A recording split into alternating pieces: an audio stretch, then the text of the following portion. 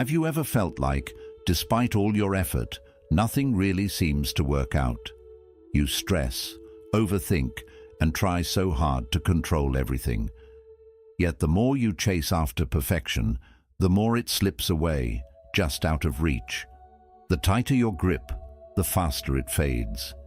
It's not just some poetic idea, it's a truth rooted in Buddhist philosophy.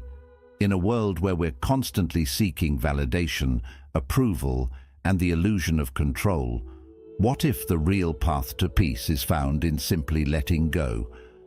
Take a moment and ask yourself, how much of your suffering have you created by holding on so tightly?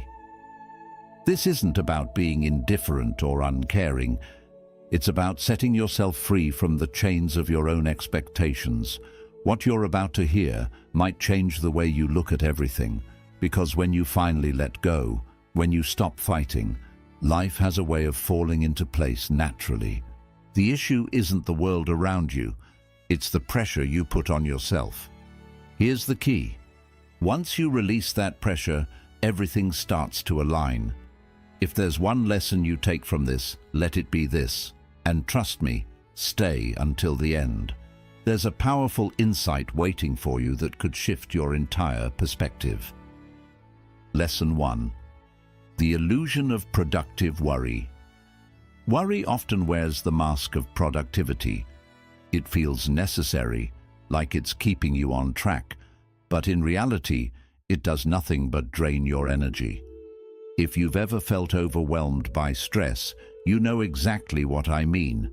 Maybe it's been a constant companion, convincing you that if you just care a little more, do a little more, you'll finally be in control. But what if I told you that your endless worrying isn't helping you, it's only weighing you down? Picture a rocking chair. It moves back and forth, creating the illusion of progress. But you're not actually going anywhere. That's what worry does to your mind. It keeps you occupied, but it doesn't move you forward. It fills your mind with noise, tricks you into thinking you're in control, when deep down, you know you're not. And that's where the real suffering begins. In Buddhist teachings, suffering doesn't come from what happens to us. It comes from our attachment to how we think things should be. We attach ourselves to outcomes, to people's opinions, and to expectations we don't even own. That tightness in your chest, that constant replay of what-ifs. It's not responsibility, it's attachment. It's the illusion that you need to fix everything, to control the uncontrollable. So, let me ask you, how much of your stress comes from trying to meet someone else's expectations? How much of your anxiety is rooted in something that's not even your responsibility? If the answer is a lot, you're not alone. Buddha's teachings on detachment weren't meant to make us indifferent. They were meant to set us free. When we stop clinging, worrying, and obsessing, we stop reacting and start responding. We act instead of overthinking. And that shift happens through presence. Take a deep breath. Feel the earth beneath you. Focus on this moment, not the endless parade of possible outcomes. You see, worry convinces you that you're preparing for the worst. But most of the time, you're just stuck in the past or anxiously rehearsing future pain. You think you're planning, but really you're just recycling fear. Now imagine if instead of asking yourself what could go wrong, you asked, what can I do right now? And if there's nothing to do, maybe the wisest choice is to let go. There's an ancient story about a man holding onto a branch dangling over a cliff. He's terrified, yelling for help. Then he hears a voice. Let go. He fights it, but eventually, exhausted, he releases the branch, only to discover that the ground was only a few inches below him all along. Sometimes, that's how life works. When you stop clinging to fear, when you stop overthinking, you often find that you're already exactly where you need to be. So let me ask you, what are you holding on to that's no longer serving you? What would it look like if you trusted that things would unfold as they should? The truth is simple. but powerful.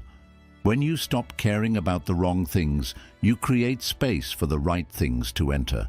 You begin to show up lighter, freer, and more alive.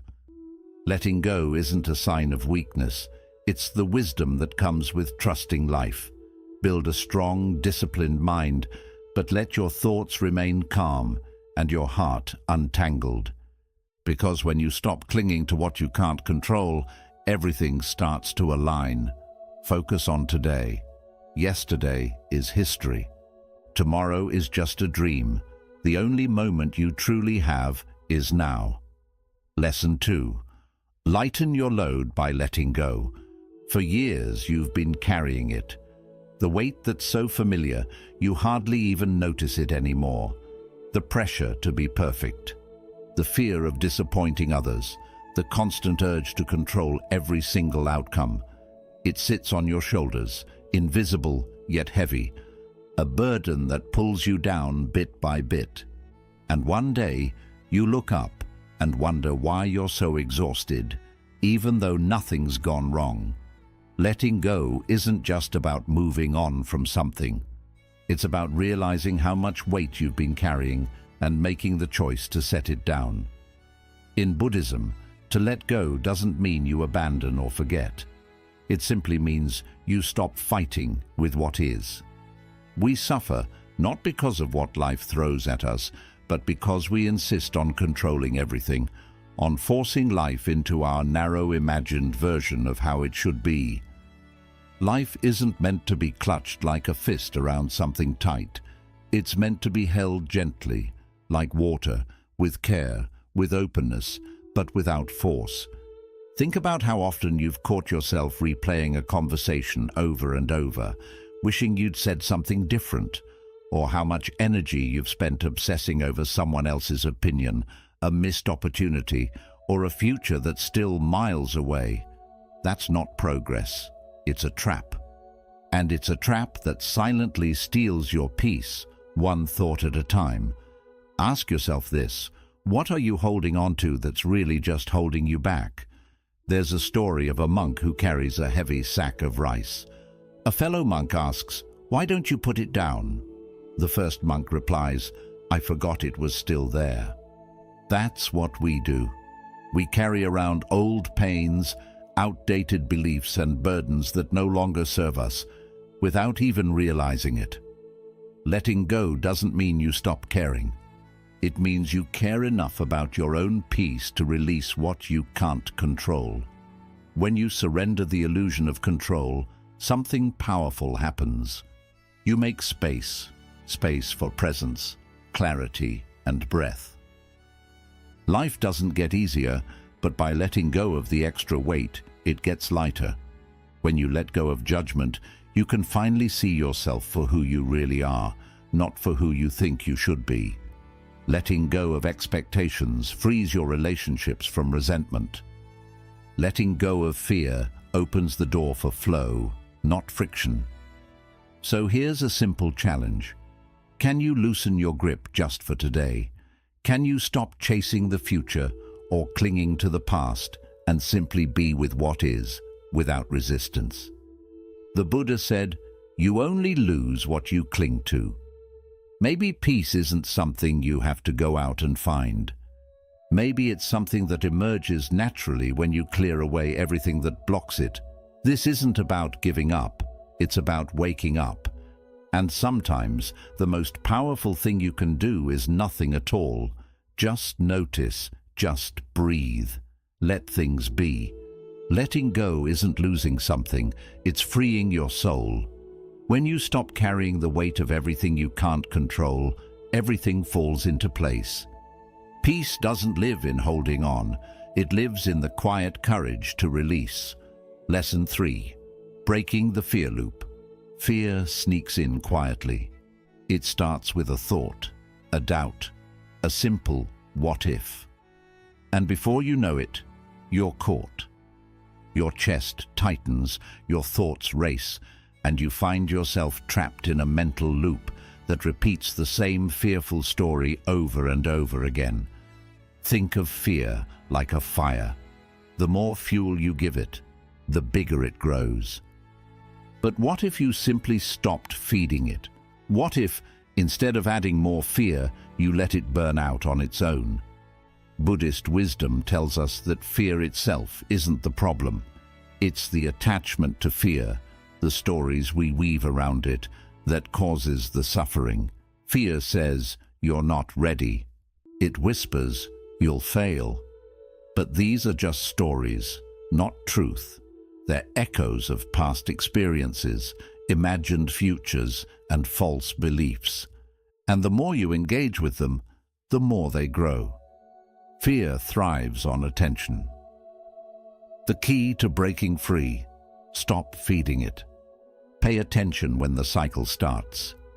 A fearful thought pops up, your heart races, your mind begins to panic. Then you get stuck replaying worst-case scenarios, imagining disasters that haven't happened. But here's the thing, nothing has actually occurred. It's all happening in your mind, a loop you've been through countless times before. You can break that loop. Pause, breathe, observe. Don't engage with the fear. Don't try to fight it or argue with it. Just watch it, like you'd watch a cloud drift across the sky or a leaf float down a stream. Don't try to control it. Just don't attach to it. Because when you attach to fear, you become it. Think about how many times you've allowed fear to take the wheel. How many dreams have you pushed aside? How many boundaries have you crossed out of fear? How many truths have you silenced just to avoid discomfort? Ask yourself, how often are you feeding your fear with your attention? There's a story of a young monk who sat in meditation one day and saw fear approach like a shadowy figure.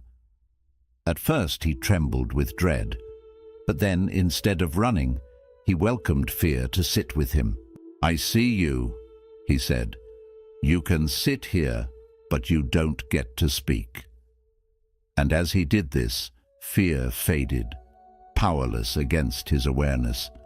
This is the power of mindfulness. It disrupts the cycle. It reminds you that you're not your thoughts. You are the space in which those thoughts come and go. When fear arises, don't resist it, label it. "Ah, here's fear." And then return to your breath.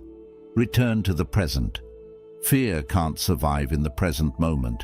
It only exists in your mind, in your imagination. So, what would happen if you just observed it instead of wrestling with it? You'd realize that most of your fear isn't real. It's just a habit.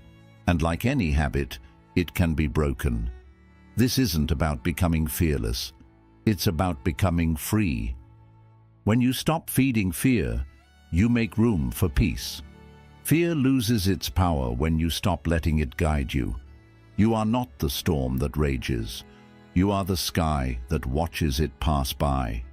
There's nothing to fear, only understanding to gain. Lesson 4. The illusion of problems. Most of the challenges you face aren't really happening in the world around you. They're happening inside your mind.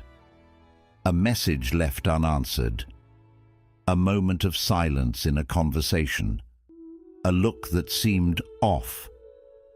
And just like that, your mind grabs onto that fleeting moment, stretches it, and turns it into a full-blown story.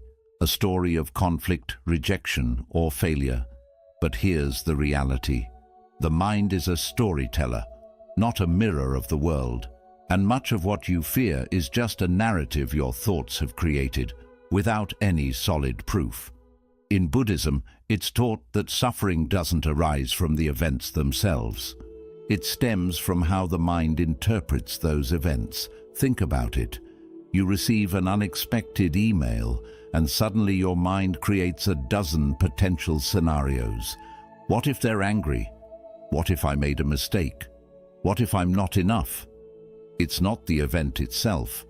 It's the avalanche of thoughts that follow. Your mind builds a mountain. Your heart has to climb it.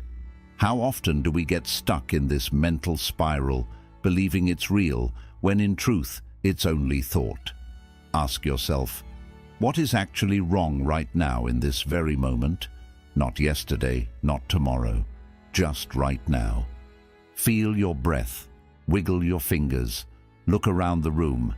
More often than not, in this exact moment, you're safe, yet your thoughts have transported you to some imagined place, a place that feels threatening, a place full of weight and heaviness.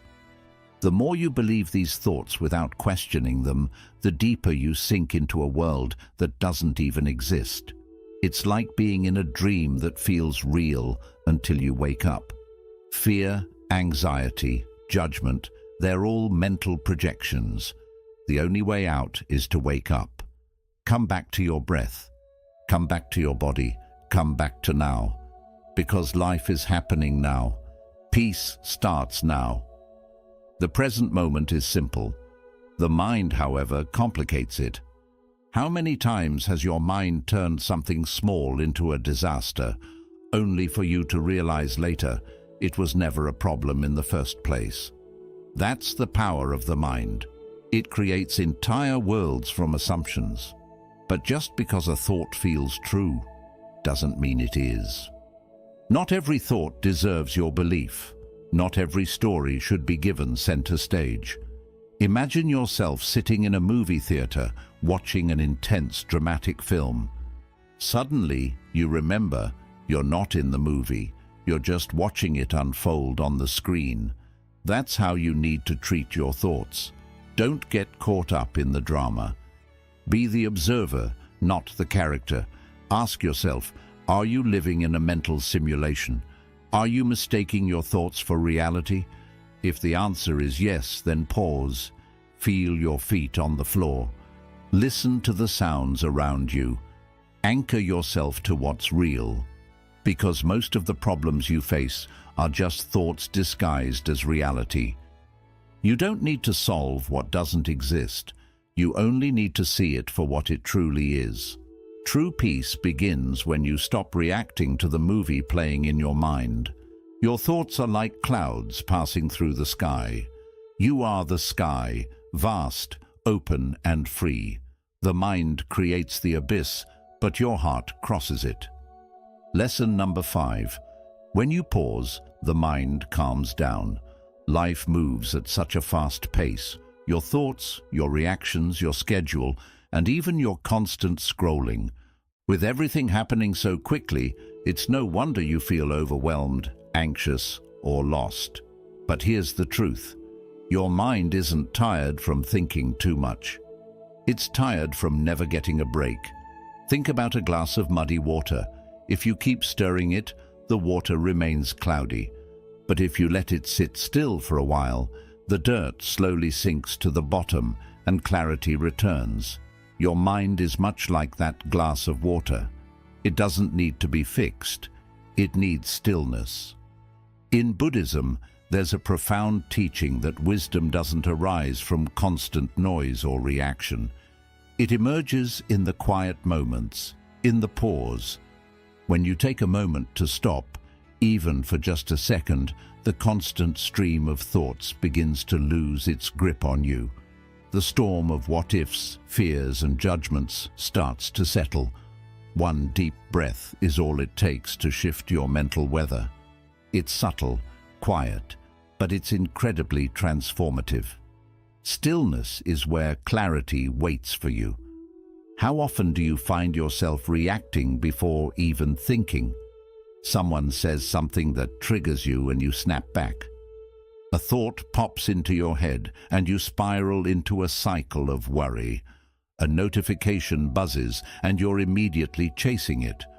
But what if, instead of jumping into that automatic reaction, you paused for just a moment?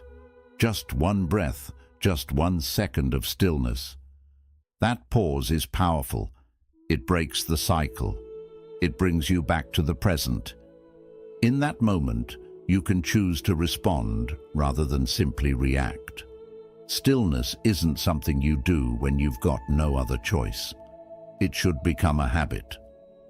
Try walking without your phone in your hand, eating without distraction, or sitting without rushing through your thoughts. Not because it's trendy, but because your mind craves that space. Stillness is not inactivity. It's actually the most conscious action you can take. It's a choice.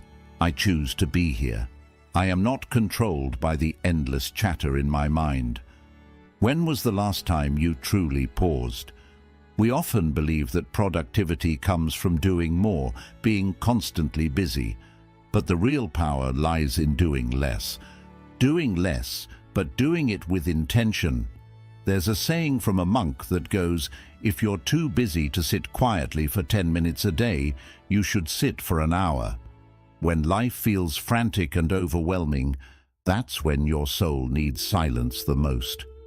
Stillness doesn't mean you have to remove all sound or distractions around you. It means you stop identifying with the noise inside your mind. You become the observer, not the participant. Think of your thoughts like clouds floating across the sky. You don't need to grab them or hold on to them. You simply watch them pass by. Your thoughts are visitors, not permanent truths. In this stillness, you reconnect with something deeper. You realize that you are not your thoughts. You are the awareness behind them. So take a moment right now.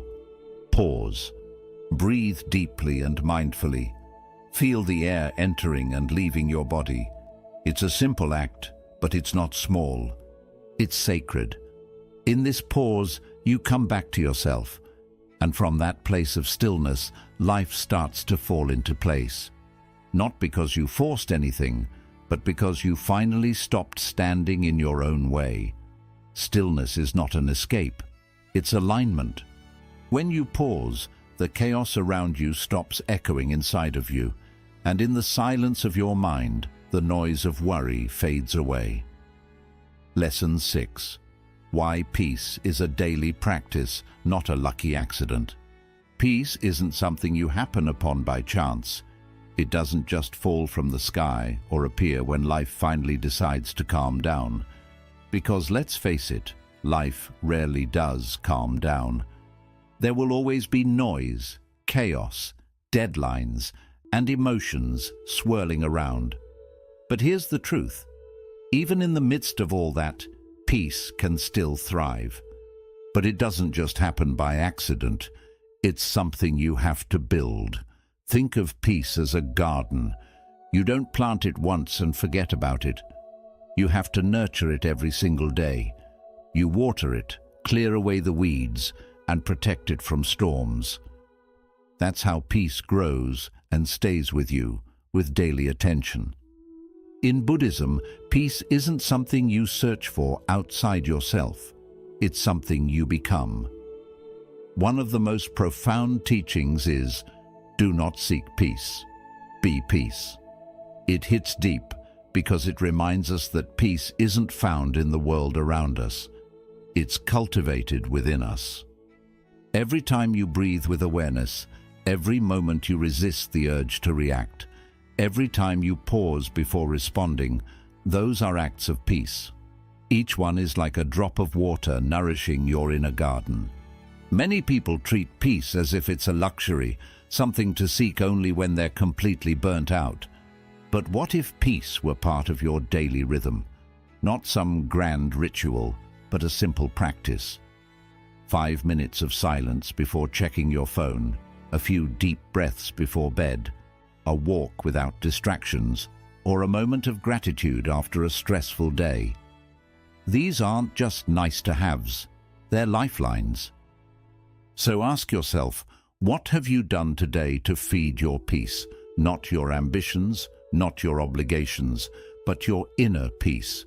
If the answer is nothing, it's not because you're broken. You're simply disconnected from your source, but you can reconnect slowly and deliberately. Don't wait for the world to quiet down. Instead, start building that quiet within yourself.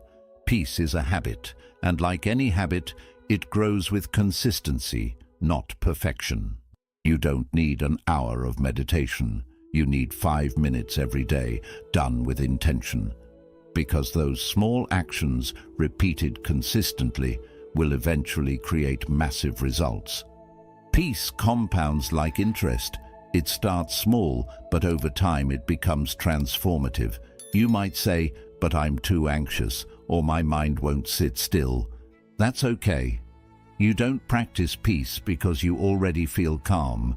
You practice it because you're not. The anxious mind isn't something that blocks peace. It's actually the reason you need peace in the first place. Peace doesn't mean there are no thoughts. It means there's space around them. It's the ability to notice the storm inside without becoming part of it.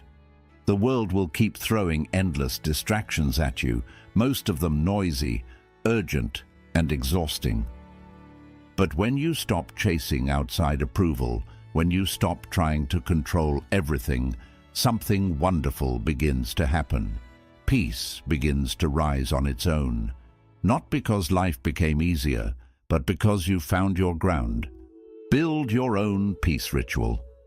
Just 5 minutes in the morning and 5 minutes at night. Let it be your sacred time, not to run from life, but to face it with calm, strength, and kindness. Peace isn't something that happens by chance. It's a choice you make every day. Don't wait around for peace to come to you. Start living peacefully. Don't go looking for peace. Become peace.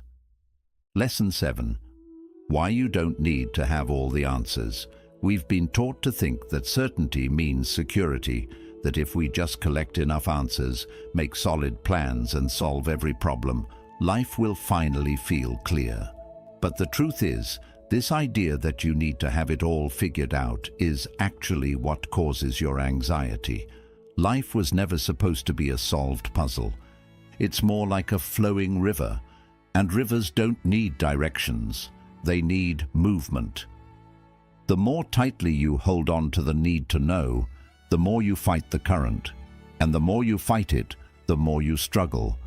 Wisdom doesn't come from trying to control life. It comes from releasing the need to control it.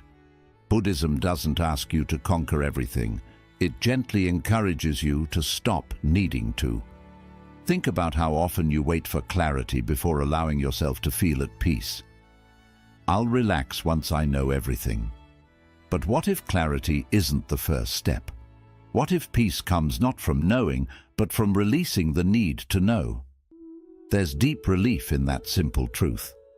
You don't need to know what's coming next. You don't need a 5-year plan, a sure result, or the perfect solution. What you really need is presence. You need trust in the flow. Uncertainty isn't something wrong with life. It's part of how it works. It's the space where new possibilities are born. When you stop filling that space with fear and simply stay with it, something changes. You shift from resisting to receiving, from worry to awareness, from control to curiosity. And with that shift, life starts to unfold more smoothly, more beautifully, because you're no longer standing in your own way. So ask yourself, are you chasing after answers, or are you choosing presence? There's a big difference. One waits for certainty before peace, the other finds peace even in uncertainty. One leads to exhaustion, the other leads to freedom. The mind always tries to tie everything up in clear conclusions. But wisdom doesn't come from having all the answers. It comes from being at peace with not knowing and still moving forward. As Zen wisdom says, let go or be dragged. And there's no better place to apply this than in your need for control. When you let go of the illusion that you have to figure everything out, you become free.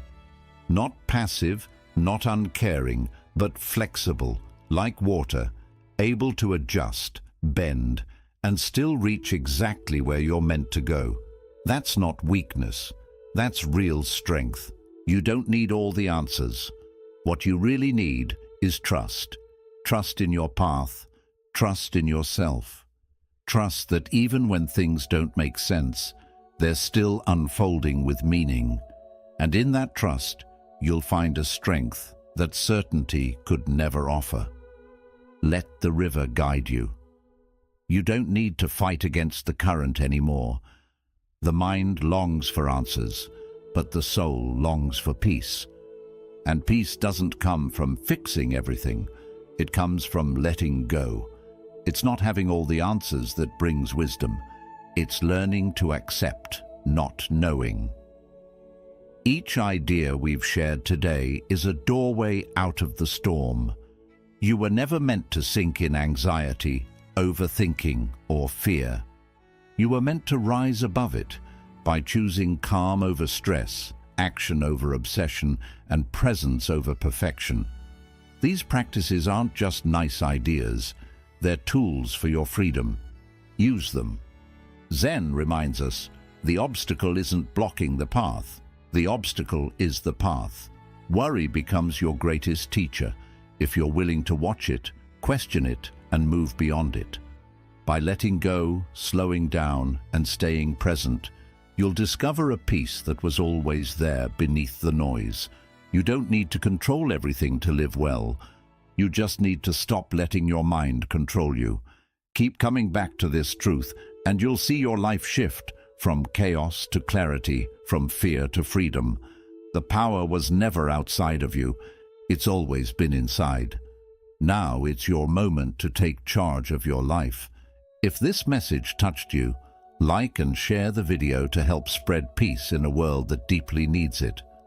Tell us in the comments, what principles spoke to your heart the most? And subscribe to Buddha's Eternal Wisdom for more calming, meaningful Buddhist insights to help you live a peaceful, purposeful life.